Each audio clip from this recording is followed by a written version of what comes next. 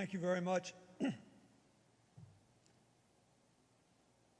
First, I thank John Miles and the Lewis family and John's incomparable staff for a chance to say a few words about a man I loved for a long time. I am grateful, Pastor Warnock, to say it in Ebenezer,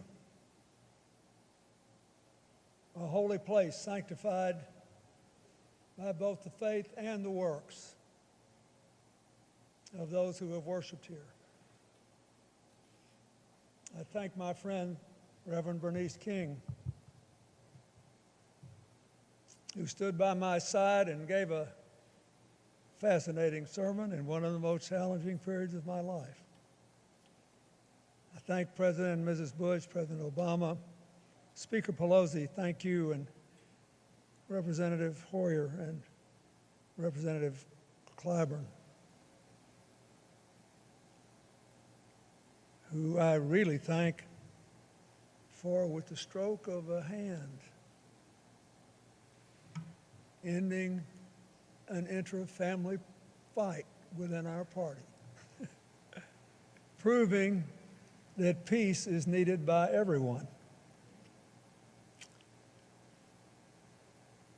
Madam Mayor, thank you. You have faced more than a fair share of challenges in these last few months, and you have faced them with candor and dignity and honor, and I thank you for your leadership.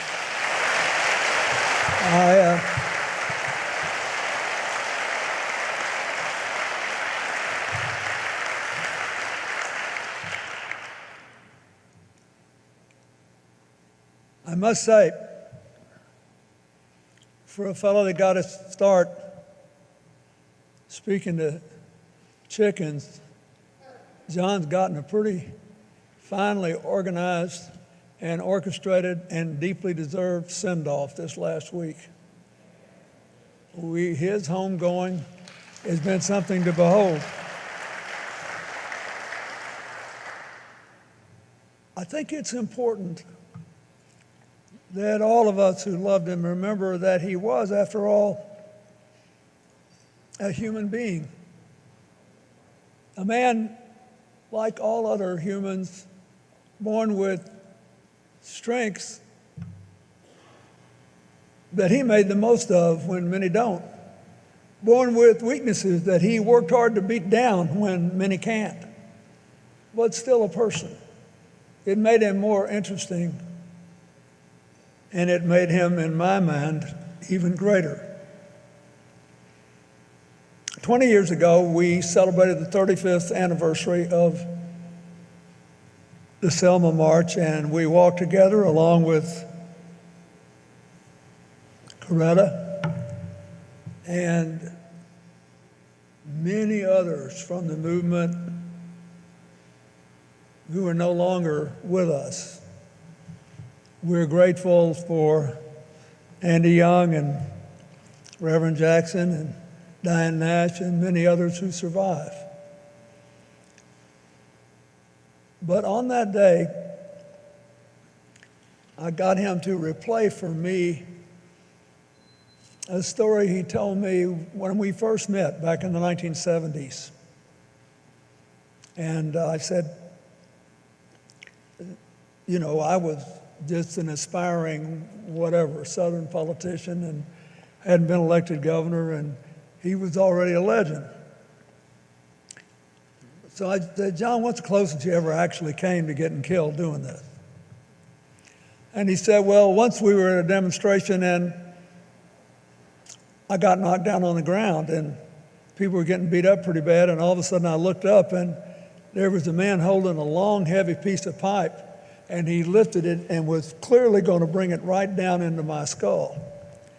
And at the very last second, I turned my neck away, and then the crowd pushed him a little bit, and a couple of seconds later, I couldn't believe I was still alive. I think it's important to remember that. First, because he was a quick thinker. And secondly, because he was here on a mission that was bigger than personal ambition. Things like that sometimes just happen, but usually they don't. I think three things happened to John Lewis long before we met and became friends that made him who he was. First, the famous story of John at 4 with his cousins and siblings holding his aunt's hand, more than a dozen of them, running around in a little old wooden house as the wind threatened to blow the house off its moorings, going to the place where the house was rising and all those tiny bodies trying to weigh it down. I think he learned something about the power of working together, something that was more powerful than any instruction. Second, nearly 20 years later, when he was 23, the youngest speaker and the last speaker at the March on Washington, when he gave a great speech urging people to take to the streets across the South to seize the chance to finally end racism. And he listened to people that he knew had the same goal, say, well, we have to be careful how we say this because we're trying to get converts, not more adversaries. Just 3 years later, he lost the leadership of SNCC to Stokely Carmichael because he said, you know, it was a pretty good job for a guy that young and come from Troy, Alabama. It must have been painful to lose, but he showed as a young man, there are some things that you cannot do to hang on to a position, because if you do them, you won't be who you are anymore. And I say there were 2 or 3 years there where the movement went a little bit too far towards Stokely, but in the end, John Lewis prevailed. We are here today because he had the kind of character he showed when he lost an election.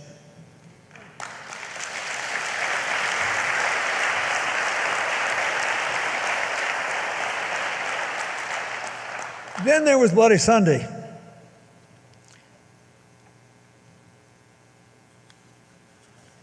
He figured he might get arrested. And this is really important, for all the rhapsodic things we all believe about John Lewis, he had a really good mind, and he was always trying to figure out, how can I make the most of every single moment? So he's getting ready to march from Selma to Montgomery. He wants to get across the bridge. What do we remember? He cut quite a strange figure. He had a trench coat and a backpack. Now, young people probably think that's no big deal, but there weren't that many backpacks back then. And you never saw anybody in a trench coat looking halfway dressed up with a backpack. But John put an apple, an orange, a toothbrush, toothpaste in the backpack to take care of his body because he figured he would get arrested. And 2 books. One, a book by Richard Hofstadter on America's political tradition to feed his mind. And one, the autobiography of Thomas Merton, a Roman Catholic Trappist monk who was the son of itinerant artists making an astonishing personal transformation. And what's a young guy who's about to get his brains beat out and planning on going to prison taking that? I think he figured that if Thomas Merton could find his way and keep his faith and believe in the future, he, John Lewis, could too. And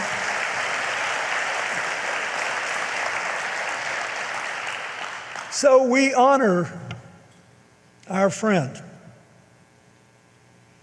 for his faith and for living his faith, which the scripture says is the substance of things hoped for, the evidence of things unseen. John Lewis was a walking rebuke to people who thought, well, we ain't there yet, and we've been working a long time. Isn't it time to bag it? He kept moving. He hoped for and imagined and lived and worked and moved for his beloved community. He took a savage beating on more than one day. And he lost that backpack on Bloody Sunday. Nobody really knows what happened to it. Maybe someday someone will be stricken with conscience and give some of it back. But what it represented never disappeared from John Lewis's spirit. We honor that memory today because as a child he learned to walk with the wind, to march with others to save a tiny house.